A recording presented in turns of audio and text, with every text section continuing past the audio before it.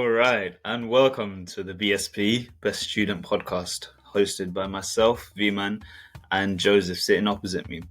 Right, so I am a post-GCSE student. I finished my GCSEs and I'm going down into sixth form A-levels. And the co-host here, Joseph, he is gotten into first class in university, and he's going into your master's years, fourth year. Yeah, that's correct. In fact, yes, I'm studying Master of Pharmacy, and I'm going into my fourth and final year. And in fact, my third year of university, I was able to score in the top 3% of my year, which was 77%. In fact, thank you very much. Thank you very much, everyone. I really do appreciate it. Geez. And yeah. What can I say? I could even be top 1%. You know, who even knows? But yeah, that's what I've heard from the lecturer. But we'll see. Oh, fair enough. But yeah, so yeah. Thank you so much. I'm wondering, the people listening to this podcast wants to know how you got into that 3%. So that's the topic of today, isn't it? Revision strategies. Oh yeah. We want to talk about. Whoa! You see that link? There's a nice link. Yeah, isn't it? crazy smooth. So today we're going to be talking about the revision strategies that got me through my GCSE exams and Joseph through his exams into his uni.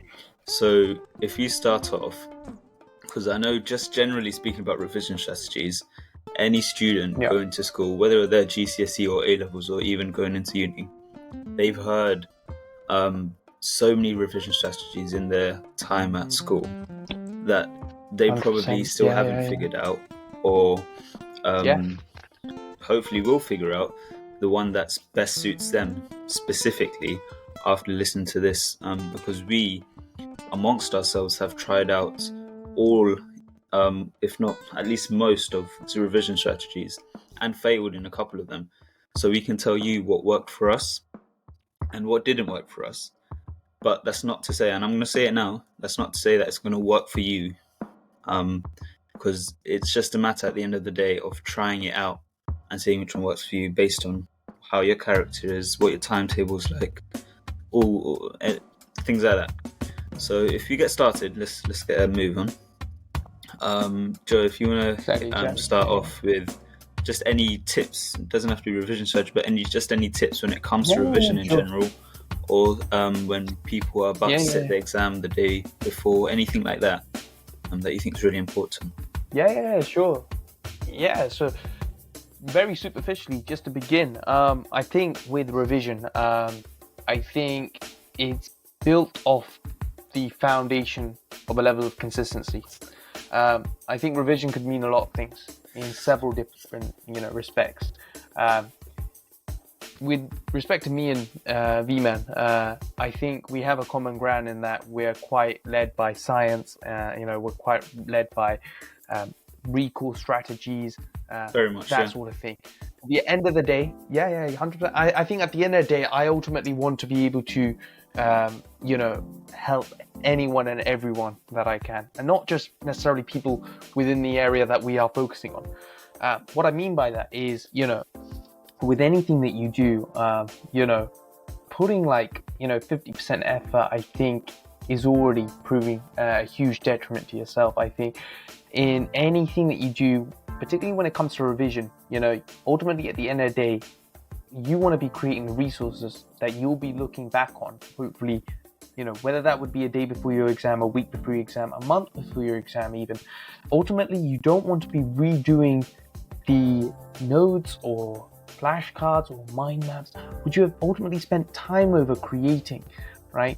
So one thing I would say is, I think, with revision in particular, any strategy that you go with, you stick with, and you try and work on that as much as you can, and you stay consistent with it ultimately, because this is something that you're going to be taking forward to your exam.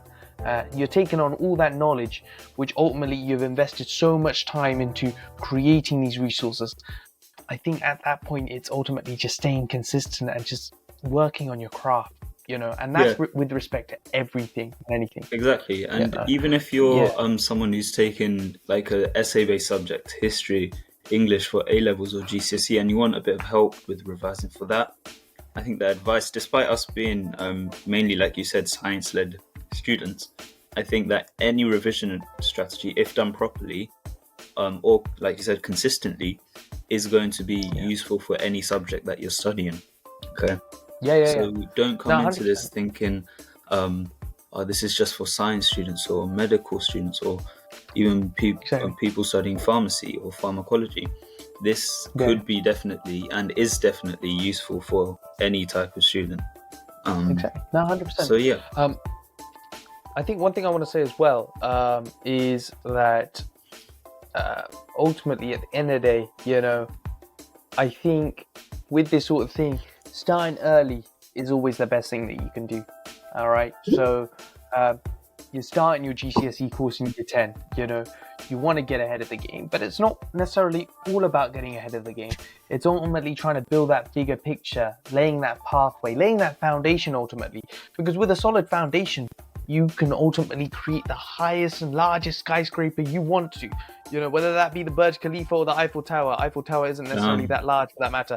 But, you know, when I put this... we still get the point. This is really motivational because we still get the point. Let me land real quick. Sorry, you know what I'm saying? I was on my roll, all right? Oh, my bad. You know, at the end of the day, ultimately, guys, I think, you know, I don't know how large a foundation the Burj Khalifa's foundation is, but I know it's a pretty large foundation. I know it goes pretty flipping deep.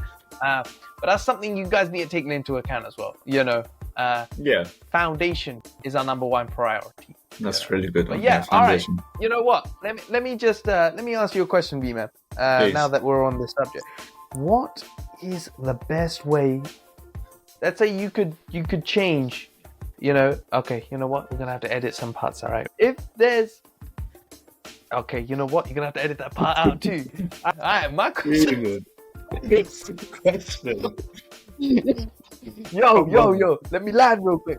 I got that question there. Came in and all right. You know what? All right. So my question.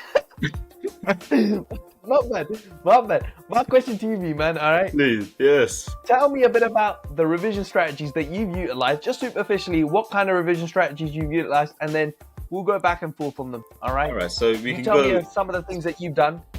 All right. And let's do it like this. All right, you know what? Take that question out. I've got a better question now. I'm still waiting. I'm still waiting. I've got a better question. Please. My question is to you, man. All right. Comparing the revision strategy. Take that out. All right. My question to you, man. Yo, my question to you, man, is. Yo, relax. If you could choose paper-based revision, as in like when I say that is handwriting flashcards, all right? Yeah. Would you prefer that over, all right, online-based flashcards? And tell me a bit about the difference, maybe something about the tools that you've used, you know, and maybe even using mind maps online, you know. Tell me a bit about, you know, using the online interface between, you know, actually using hard-written notes and actually taking your time over, like, actually writing notes. So, yeah, I just want to hear your take on that ultimately. Straight off the bat, incorporating both techniques is probably the best anyone could do. Okay, so having even written out flashcards for certain subjects, or just rewriting the notes for another subject, and then for something like, I don't know, maths or biology, having online stuff whether it's some notes down on Notion or some questions online. I think just incorporating both is really good. So if I was just to list some of the paperback or like paper or revision techniques that I used, I did do a bit of flashcards during my GCSE revisions period. Definitely flashcards, of course. I used a lot of noting down, summarizing stuff, having it in like maybe really condensed notes on like 2 pages, 3 pages, and then just carrying that around with me and testing myself every now and then is another paper sort of revision technique I used. Another one off the top of my head, textbooks. Okay, I'm sure almost every student has an access to a textbook, whether that's online or whether they're able to buy it or their school provides it. You have access to the textbook. If you just go through the textbook, I know it sounds really monotonous, and to be honest, it is. Okay, sometimes I found that really monotonous. That's a mad word. Monotonous. Crazy. Monotonous, yeah. Crazy. All right, I No, just no, thought I'd say no. that But was pretty it mad. is. I mean, it's like just going through the textbook, reading stuff. Stuff ain't going into your head. It's not going into your head, is it? You're just reading Yeah, stuff yeah. out loud, even whether it's out loud. If you're highlighting, even so, you probably understand a bit. But I think just Yeah. repeatedly testing yourself, using the questions that they give you in those, or just writing the notes down and then trying to memorize those notes. All of those are really good ways of trying to remember stuff, memorize stuff, or revise stuff. Now, the main thing I did when I was revising through the textbook, I would, as I said, incorporate online and paper and stuff. So if I was like doing a certain topic in the textbook, I would read through that topic, maybe do a bit of highlighting, maybe do a bit of condensing, and then as soon as I've done that, I would go online, type up that topic online, my exam board, and watch a couple videos on it to see how. Because some videos, I have to say for science mainly, some videos are actually really useful because they have quite a lot of visualizations. They have different outlooks on it. They have a different way of teaching it, and you never know, you might understand it at the end of that. Okay, so just doing a bit of both, I think, was the best way. Now, if I just briefly move on to the online sort of stuff I did, the main websites I used was Quizlet. Quizlet is a really big one for me, and I'm saying that's me personally. It might not work for everyone, work for me. It'll work for me. Good, yeah, exactly. But Notion. I'm playing, but yeah. Yeah, Notion. I didn't use as much, bro. I didn't use Notion as much, but Notion I did use a bit because I think it's got a really nice what do you call it? User interaction or whatever you call that. It's like quite a good integrated, user-friendly, interface. Nice. I think. That's a lot. There's a lot of hints. Okay, sorry. But no, it's definitely a useful one. And I'm trying to think another one. Oh yeah, everyone knows this. Physics Maths Tutor. If you're looking for exams, past exams, topic exams, go to Physics Maths Tutor. It has almost every subject you can think of, or almost every subject that you're studying. So those were the main stuff I sort of incorporated. Is there anything else that you wanted to add on? Anything else that you found particularly useful in your revision? Yeah. I remember you saying something on the lines of just looking at a textbook and ultimately just reading what it is that you have right in front of you. And I think that's a pretty big point that you've just raised.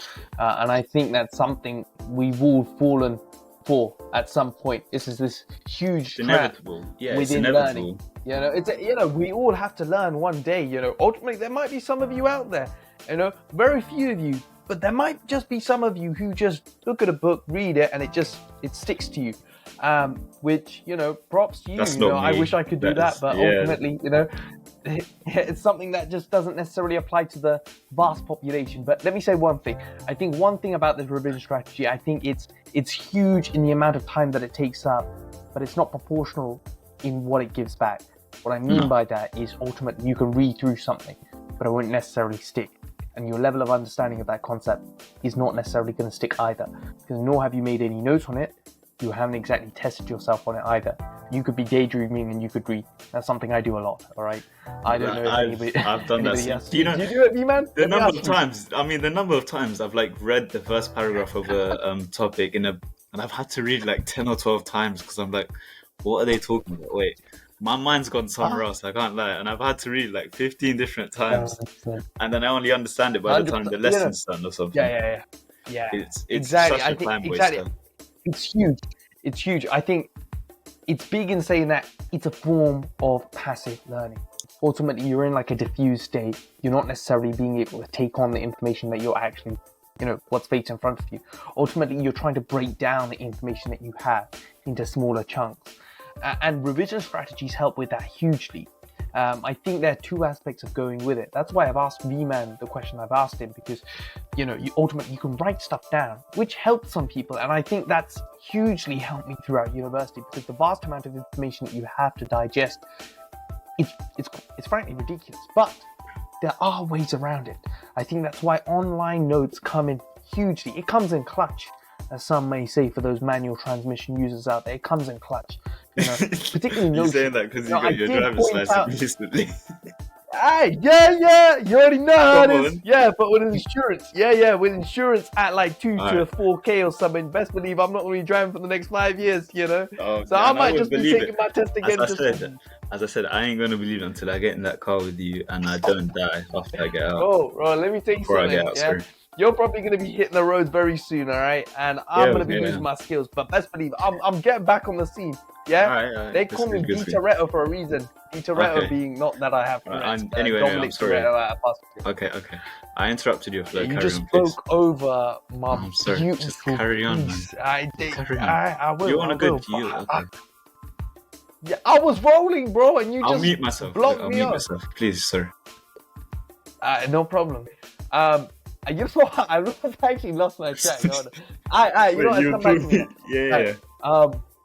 As I was saying, pretty much using online notes such as Quizlet, as previously being mentioned. I think it's a very good revision strategy. Revision strategy, particularly at GCSE level. Firstly because they've already pre-made flashcard decks, as previously said by V-Man, and I think as well it's that ability to look at somebody else's deck and then take inspiration from the way that they've gone about it. Not necessarily take everything. Let's say like this, you don't necessarily have to carve out your own pathway, but you can take inspiration from others. But take it with a pinch of salt, because ultimately the information that you find on these sites aren't 100% reliable always. Now, taking it fairly cautiously. Just sticking with that Quizlet, just being 100% honest, when I use Quizlet, I've never looked at someone else's flashcards. The way I would go about using Quizlet is making my own flashcards. Now, you might be thinking, wait, how could you make your own flashcards if you don't even know the content that you're going to include in that? Now, that brings me on to one, I hope you don't mind if I talk about this one. One revision strategy that I think is definitely going to benefit you. But I'm not too sure about A level because I haven't hit that yet, but for GCSE for sure, because of the amount of content there is to digest, I think learning the content before your lessons, whether it's like just a bit before your lessons or just learning the lesson before you actually have the lesson, I think is going to help you in the long run. I did this, I think it must have been summer after year 10, going into year 11, where things started to get a bit more serious. I started to, understand how GCSEs actually were, like how hard they actually were. And in that summer of year 10, I would focus on those subjects where I knew I could learn the content, and I'll just learn them. Going through the textbook, like you said, making condensed notes, that was a big one, like I said. And once I've done that, when I go into the next lesson, it's just a revision lesson for me. I use that opportunity, double lesson, to ask questions, solidify my understanding of stuff, and just like iron out any issues that I had come across when I learned it on my own. So I think doing that and going into lessons, you're going to get a lot more out of those lessons than you might currently do. And if I'm just linking that back to the Quizlet stuff, after I've made my content, after I've learned my content and I've gone into those lessons, at the end of that term, when you have that 1 week break or 2 weeks break, I'd spend maybe just 2 or 3 days making a Quizlet on everything that I've learned, using the notes that I've written before my lessons and the notes that I've added to in my lessons, just to make sure I get a nice round, revision resource that I can go to and trust 100%, if you know what I mean. Yeah. And just to chip in one more time, that once that term is finished, you usually do end of term tests, as you know. I know you definitely do it for science. Using those results that you get from the end of term tests, the best way to reflect is to find out the questions that you got wrong and add those questions into your flashcards, and then you'll get that's the perfect set of flashcards. Yeah, 100%. Ultimately, learning from your mistakes. There's no other way about it. You're doing everything in that scenario. So that was the best way, and that worked for me a lot. That was the main revision resource that I used throughout the whole of GCSE for almost every subject, and it was really useful, 100%. Yeah, you know what? I'll one you up on that. All right. Now that you've spoken about Quizlet, there are other user platforms out there. I know that we've mentioned Notion. I'll go on to speak about Notion in a moment, but I think a very underrated user-friendly application is what's known as Memrise. Memrise is huge in learning languages, but you know, a lot of people see like Babbel and so on and so forth. But I'd go as far as to say that Memrise is probably the best way to learn ultimately anything. The algorithms that they use for you to sediment the information that you ultimately want to learn, it's literally just like second nature. Back in my first year of pharmacy, I'll tell you a bit about this. I need to learn the one-letter code, the three-letter codes, the exact structure of all the 20 essential amino acids. And of course, you have alanine, glycine, so on, so forth. Yeah, of course. Lysine, say for example, lysine, LYS, the one-letter code for that would be K, That's just a brief example, but ultimately what I'm trying to say here, they also have, different structure based on that amino acid as well. Now, this particular Memrise course that I'd gone on to learn these 20 amino acids, I learned it within 1 day. So are you saying you could use this website for any subject? Because you just said it was languages. Any subject, if used correctly. Now, I'll tell you why, because you can create your own deck, all right? It's slightly longer in the process, but it's incredibly worth it in the long term. That's and good. I just think not enough people speak about this. It's a very underrated application, the way in which you can go about learning certain things, particularly languages. But outside of that, particularly recall-based subjects like you have with science, particularly at GCSE level, some cases, university level, in the case that I had, just memorizing amino acids, that's very incredibly straightforward. You were just ultimately recalling the structure, three-letter code, one-letter code, and yeah, that's really about it in that respect. But actually, to add on that, in fact, there are a lot of GCSE courses that are found pre-made decks on Memrise, which you can use. Once again, take it with a pinch of salt. But one thing I would say, like you previously said, V-Man, with respect to revising, going about GCSE preparation, using notes beforehand, as well as the notes that you've gained afterhand in the notes that you've gained during lesson, I think it's incredibly vital, especially with those who are studying science and maths, to use the notes that I have at their disposal in the textbook. Now, there is a lot of information in textbooks, don't get me wrong, but there are concise textbooks that you can get a hold of. Ultimately, I think, for you to memorize a definition, it's going to be in the textbook. It's ultimately up to you whether you want to actually use the teacher-given definition or the teacher-given way about answering a 3-marker. But ultimately, I think particularly at GCSE level, everything you need is within that textbook, particularly for science. Outside of that scope, going into Notion briefly, V-Man, I know that you've said you've used Notion. You mind me asking what it is that you've used Notion for?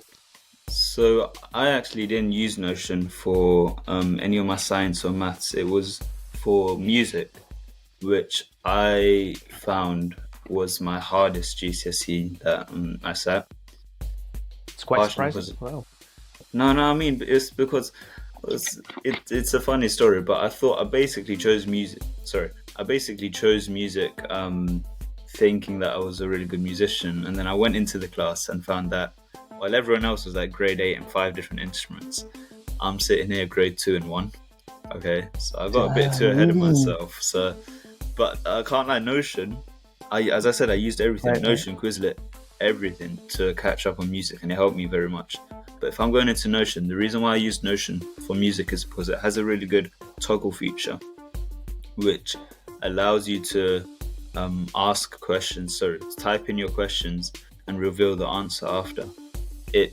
Whenever you try to, when I say ask yourself questions or test yourself, I don't mean going to the textbook, reading a paragraph, covering that paragraph, and then trying to recall it or trying to get the key points. That's not really going to help you in the long term. Using stuff like Notion, typing in your questions, and then using the toggle feature especially to reveal it, it's gonna make sure that all of those key points is gonna go into the long-term memories. And the other thing was you could actually just quickly, stuff. V-Man, is it? Go on. Just quickly, V-Man, I just want to, since you're on toggle features, they have this feature on here where you can share the screen. I just wanted to see if the viewers can see what I'm seeing, if I can possibly show them my Notion desktop. Finish up your sentence as well. Carry on with what you're saying. I'm going to try and share it, but carry on with what you're saying. Okay, yeah, so I was just saying that it also has other features like adding in links or adding in YouTube videos.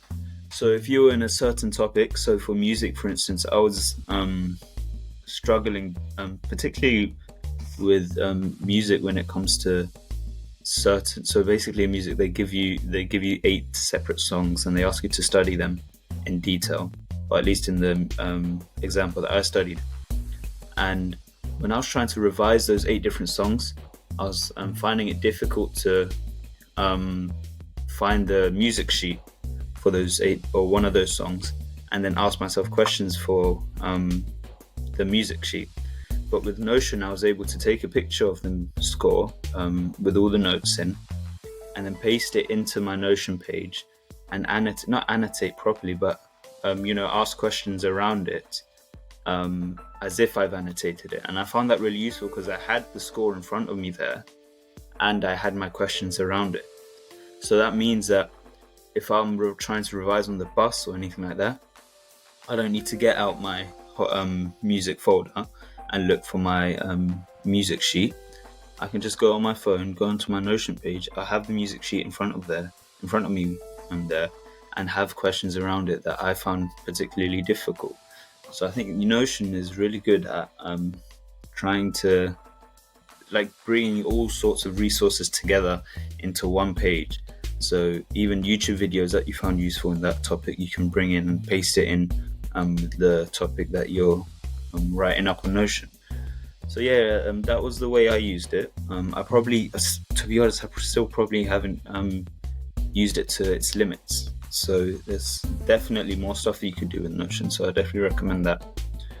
So I think we're getting on a really nice list of websites here. Yeah, no, 100%. Is there just quickly to add on, sorry to interrupt you. Go on. But yeah, I just want a quick dive in and just show you guys a bit of what V-Man was talking about. First of all, I'm the biggest fan of Notion that you'd ever meet. All right. When it comes to Notion and using online platforms like Notion, I am a huge fan of the toggle feature. As V-Man has previously said, this feature is arguably the most. Words can't even describe how cool this feature is. I'm just going to try and find a quick page real quick and then I'll show you a bit about what it is that I have exactly that's going on. You guys are probably thinking, what is this? What is that? All right, so just bear with me one moment. I know, I'm definitely thinking that.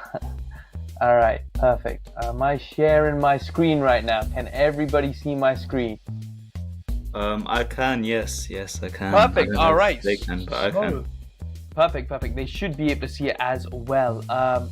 So pretty much, guys, what it is that I have exactly right here in front of me right now is back in first semester of, I believe, year 1.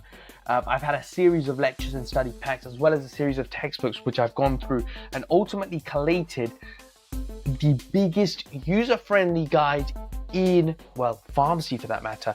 This is a series of questions which I've collated based on the understanding that I built on each respective area, very simply on the summary with respect to pharmacokinetics, pharmacodynamics, all right? And this is ultimately entailing, lectures, textbooks, and something which I particularly really try to stress here is number 1, creating questions. Number 2 is also using images to help with recall. Okay. What I mean by this is, say for example, if I want to be seeing a graph, right? I'll print screen it and then I'll crop it and then I'll paste it here. All right. So what is a bioassay dose response curve? I've gone and explained it here, right? Can you see what I'm seeing, V-Man? All right? Yeah, I can see. It's actually really cool. Yeah.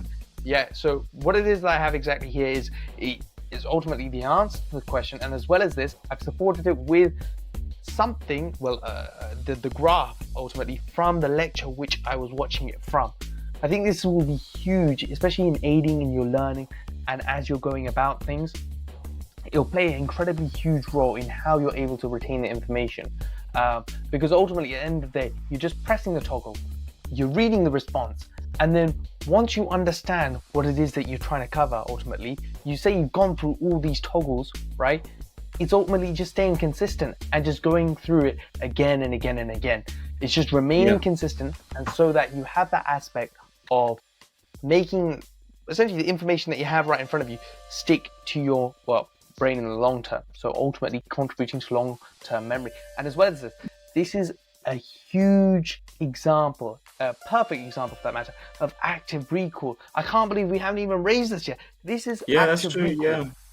Everything that we've been talking about is literally active recall. Memorize, Quizlet, how you utilize it. So particularly with Notion, there can be many different ways how you can utilize this user-friendly platform, right, to learn information. One of the ways is using toggle features with respect to, spinning it in a way that you can use it as active recall, which I think is huge. So something which I encourage all of you to do. So yeah, I've just decided to stop sharing that. That's great. But yeah, that's just quick little spin around in that regard. But that's really useful to actually be able to see see all of these revision sources in practice. So if you don't mind, I'm feeling quite left out right now. So if I could share one of my Quizlet, is that right? Sorry, my bad. Yeah, you know what? Go land. Yeah. All right, hold up. Let me see if this works. Was it share on the screen? Yeah, I'll share on the screen. All right, so are you seeing it right now? Not yet. No? All right, give me a sec. Oh. All right, are you seeing it now? Perfect. Yeah, let's go. Come on. So yeah, as you can, these are some of the, ignore the medicine at the top, but you can see the rest is all GCSE stuff from here on down. And how many is that? 1, 2, 3, 4, 5, 6, 7 out of the 10 subjects I did for GCSE. So this is going back to what I was saying before. I haven't put all of my content that I need to learn onto Quizlet.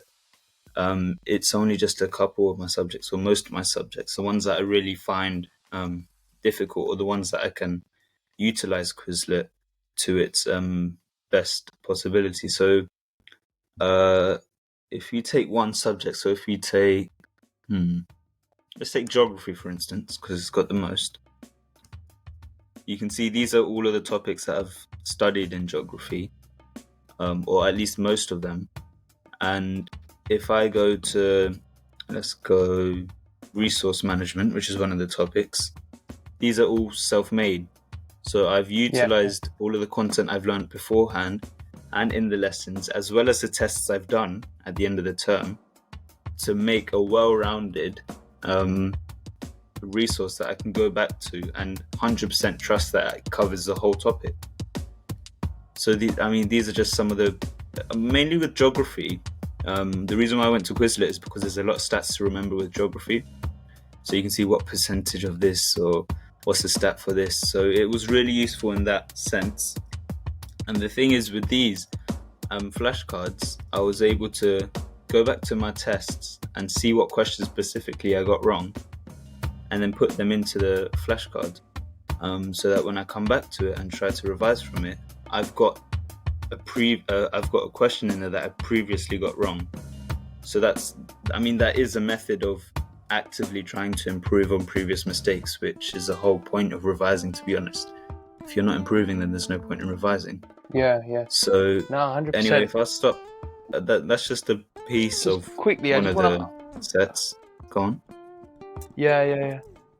Now, if you don't mind me asking, I completely forgot to raise at the very beginning, but across all these online platforms, I think something that's huge is having to pay for certain upgrades. Now, my question to you, V-Man, is would you pay for Quizlet Premium? And I'll if you can, ask me the question as well, vice versa for Notion. No. Yeah. No, I would. Okay.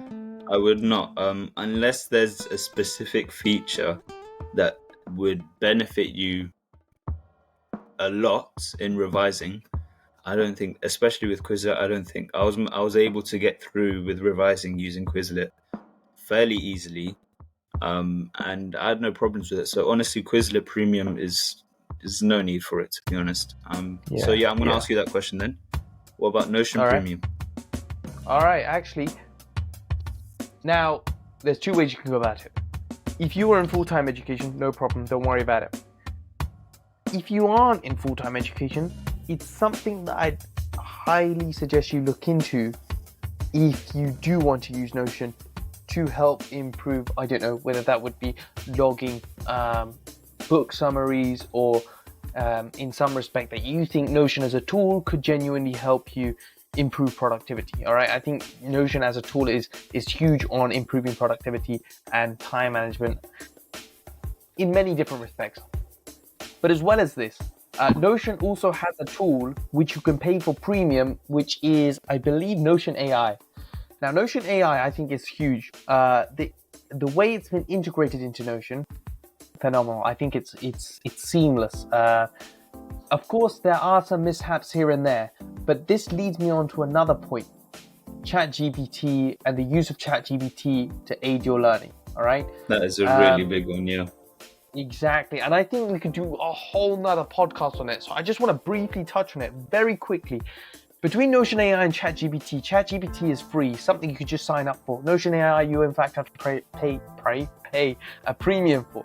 That's a problem, because something I realized when I was using Notion AI for the 3-month trial, sorry, just for the month trial, or might be in a week, I can't remember from the top of my head. Don't get me wrong, I think Notion is such a phenomenal platform, but that AI isn't much different from ChatGPT. Or let's say a series of questions from a certain abstract. You can get that generated on ChatGPT, no problem. You're going to get near enough the same level or the same spin of answers with Notion AI. They work very similarly. Say if you wanted to construct an email regarding certain things and you paste it there, both on the commands of Notion AI and ChatGPT, you're going to get very similar responses. Do I recommend Notion AI? Not really. Do I think it's appropriate for a student who is very,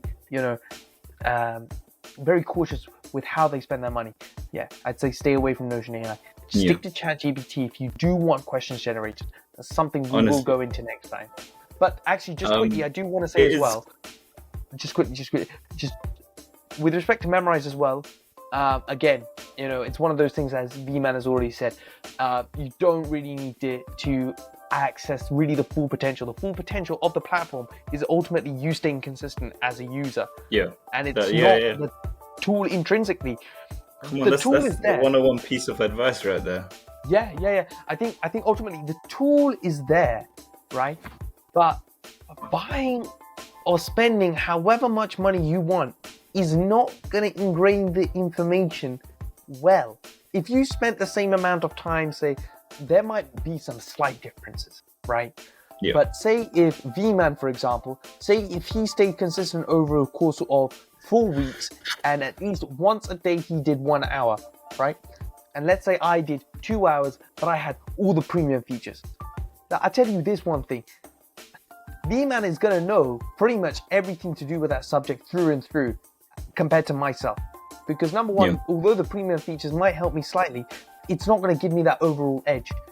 Intrinsically, it's down to you and how you utilize the platform to take you that step further. But yeah. That brings us, I think that brings us to a nice, or rather controversial topic. It's not that, but it's just the whole process of creating a revision resource.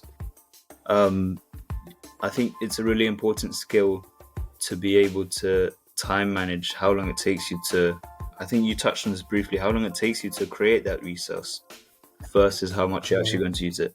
So specifically, I just want to talk about subjects that we haven't talked about so much, and that's mainly English. So for those who are studying English, I know it's mandatory for all GCSE students. I think the way to go about revising for English is just doing what your teacher asks you, because English is a weird one where you can't really do much revision as in looking back on notes, as you could with other subjects. The main advice for revision that I would give that worked for me is just practice. Like, honestly, just practice essays. Like you said, Joseph, when I was doing my revision, you told me to do essays and give them into my teacher for them to be marked. I did that within the first week of my exams, and I got the best feedback, honestly. And honestly, when she gave me, for one of my essays, when she gave me full marks, that gave me a boost, a bit of a confidence boost, so that the next day I could go into the exam and be like, I know exactly what I'm going to do. Wow. So just practicing those essays, especially for English, even for history, or just any essay-based subject. Practice is probably the best way you could go about it. Anyway, the issue that I wanted to talk about was, I see, especially for English, some students, they create flashcards, which is, again, really good. But the amount of time they spend into those flashcards, decorating it, highlighting it, doing it in different colors. Oh my God! Honestly, just even buying massive pink, purple, green, orange colored flashcards. It looks really good. And actually writing the revision resource is probably really fun as well. But if you're only going to use that once, twice, even 3 times maximum, there's not really any point. So it takes you back to that whole point of consistency is like the key thing that you need to be doing when it comes to revision. So even just creating, I remember for biology, I created the worst flashcards. I literally cut up a piece of paper into roughly the same size, hole punched them and put a keyring through it and wrote my notes on that for one of the biology topics. But that lasted me so long. And I was able to use it like every now and then, and it was really helpful. So I think just spending the other thing I saw for English was you'd get these little books, right, that you need to revise, especially for English literature, I think it was. And people would put like coloured what do you call them, coloured tags in the books, so that they know what this is and what that is and all of that. I mean, it sort of makes sense to do, but if that's going to take you 2 hours to do, and you're only going to use it a day before the exam, come on. Is there any really much point for that? It's huge, But if to be honest, if that's the way that you find revising is fun, then by all means go about it. But at the end of the day, just use it consistently. Use anything consistently, whether it's those decorated flashcards or just the stuff you found from the bin. Use it consistently. It would still be just as useful as each other. No, 100%. So I think that was the main thing I wanted to say for any essay-based or any subject really that you're willing to put time in, but not really getting much out of it. Which, like I said, you touched on briefly before. So I'm going to ask you just, what do you? I know it was some time back because I don't think you studied any essay-based stuff like that since GCSEs. But do you remember anything that worked for you when it came to any essay-based subjects that you want to bring up? Yeah, I think you've laid it out perfectly, to be honest. I think with any essay-based subject, particularly with respect to... I do have a pretty big point to make on this, because I have done a lot of critical thinking, analysis paragraphs, also done like lab reports as well. That's huge, particularly the discussion aspect. But I think as well, with anything that you do, ultimately you want to make what you say flow. Just to put the information there with no abrupt beginning, middle, or end. You're just telling someone something about what you've done. Ultimately, that's, in hindsight, what you kind of want to do, but you want to ultimately introduce what it is that you exactly are talking about. And that's with any lab report, really. I could talk about lab reports all day, but ultimately what it is that I'm trying to say is flow, making what you write flow, and just not putting, standalone pieces of information that just don't necessarily make any sense with what you've previously just said, and just create that kind of like stagger, if you know what I mean. It's no consistency in what you say. That, I think that's a pretty big thing. As well as this, with lab reports, I actually struggled with that to begin with, because there are calculations which are involved. But I think as well, what's so big about any any essay-oriented assessment that you are doing, it's not necessarily an essay-oriented, because you also have that aspect of calculations, the aspect of even carrying out the practical as well. But just to put it into relation to the question that you've asked me, if you put it like this, say for example, you have, say, a discussion that you're trying to effectively carry out, and ultimately, compare what kind of results you've got, what kind of results are really, found within the articles that you've discovered, and the kind of meaning that you're trying to get across, whether your practical has ultimately proved, what it is that you're trying to solve for, what your overall title is, or if it goes against that. Okay, so what I mean by this is, you have your values, you're ultimately just trying to come down to a decision. That's something I struggled with to begin with. So I need to speak to my lecturers, show them what it is that, like, how I'm going about my discussion, how it is that I've particularly laid it out. They have, in fact, helped me hugely, with respect to breaking it down, giving me a lot of advice in that regard. And that's something you've just already said, in fact, having or giving the opportunity to do or carry out that essay writing and give it to a lecturer or a teacher, and then for them to give you feedback, constructive feedback. In fact, this part I think you should change, this part is all right, but you could possibly add this so and so part instead. I think it's huge. It made so many changes to the way I've gone about writing discussions for lab reports. But in fact, this leads me perfectly on to, actually, you know what, say what you're going to say. No, I was just gonna, that also addresses a little extra revision strategy you could use, which is any well, I guess it goes without saying, but just any questions or any tests or anything that you have that you need help with, just going to your teacher at the end of that. I mean, it seems kind of basic, but honestly, just going to your teacher and asking for feedback, you really need to, because I know there's a lot, and I was like that as well, especially if you don't like your teacher, or your teacher is a bit intimidating or anything like that. I think just going to your teacher, asking for any advice or asking for feedback on a test, anything like that, is definitely useful. But yeah, that's all I wanted to say. What did you? Another revision strategy, because I've just, as you were talking about it, I've thought of a couple more that I didn't actually realize helped me, but it did actually help me a lot.